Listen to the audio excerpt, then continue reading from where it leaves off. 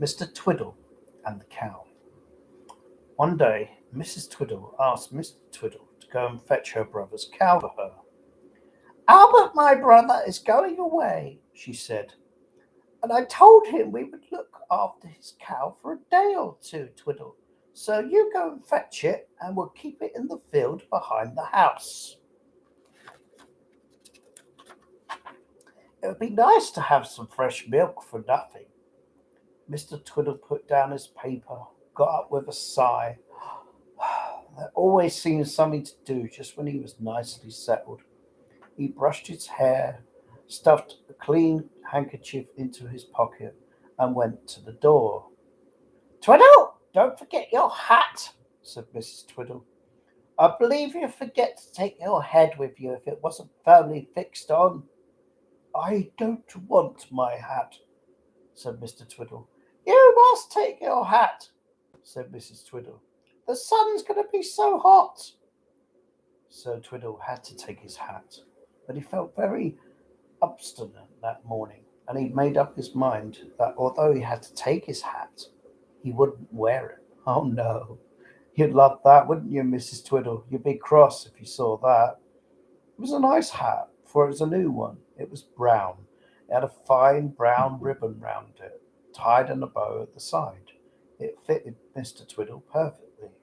Secretly, Mr. Twiddle thought he looked extremely nice in his new hat, and he quite meant to put it on if he meant anyone, but he didn't. He got to the field and called the cow.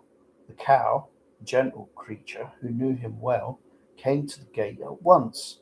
Mr. Twiddle tied a rope round her neck and led her off. He hadn't gone far before his shoelace had come undone.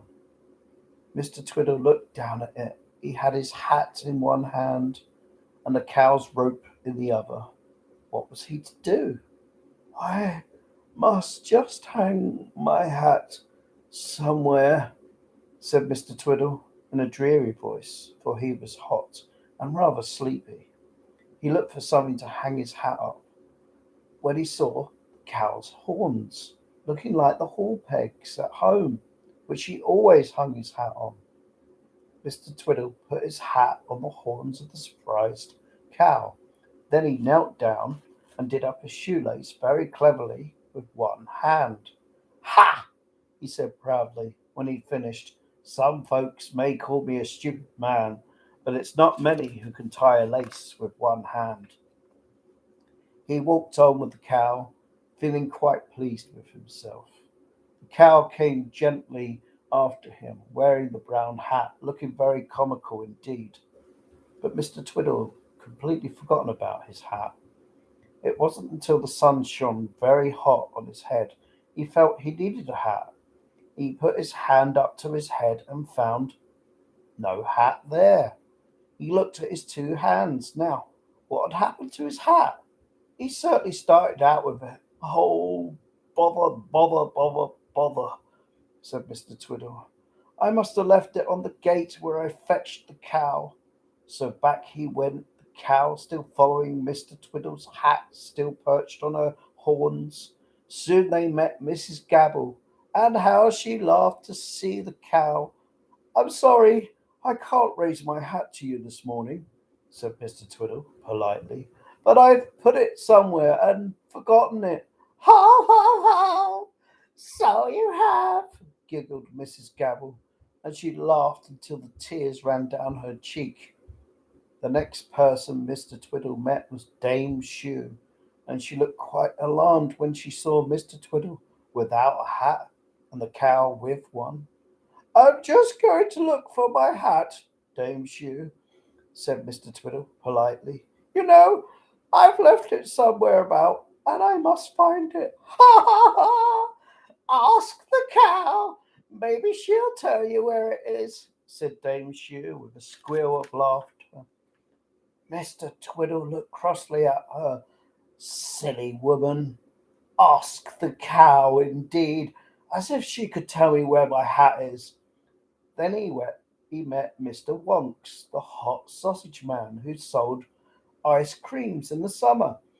Good day, Mr. Twiddle, said Mr. Wonks, grinning at the cow. Hot weather for the cow, isn't it? I see you don't want her to get a headache. Mr. Twiddle stared at him in amazement. What could Mr. Wonks mean? You must be mad, Mr. Wonks, said Mr. Twiddle in a high and mighty voice. Cows don't get headaches. No, no sunstroke either by the look of things. Ha ha, grinned Mr. Wonks. Mr. Twiddle said no more. He began to think that the sun had made everyone a little mad this morning. He got to the field gate, but alas, there was no hat to be seen. Mr. Twiddle was so upset. Someone must have been along and taken it. My nice new hat, too, he said. Oh, what will Mrs. Twiddle say? He went home so upset he didn't notice how everyone laughed at the cow with a hat on and Mr. Twiddle without one. He took the cow round the back door to show Mrs. Twiddle, for she was fond of the gentle creature.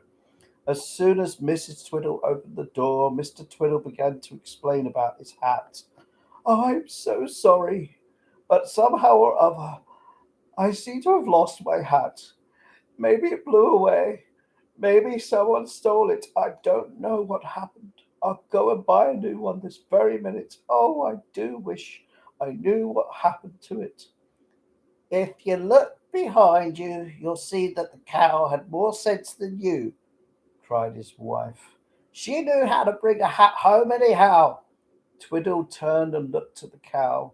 He saw his hat perched on her horns.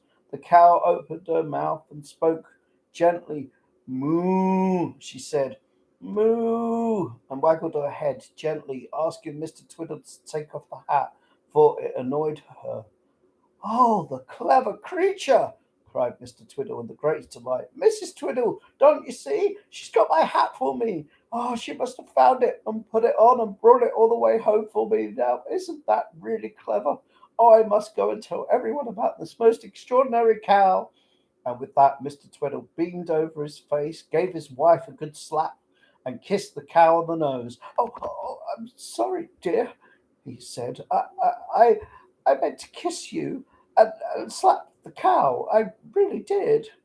And clapping his hat on his head upside down, he hurried off to tell everyone the story of how the cow had found his hat and worn it home. Oh, my dear Twiddle, he is a muddler, isn't he?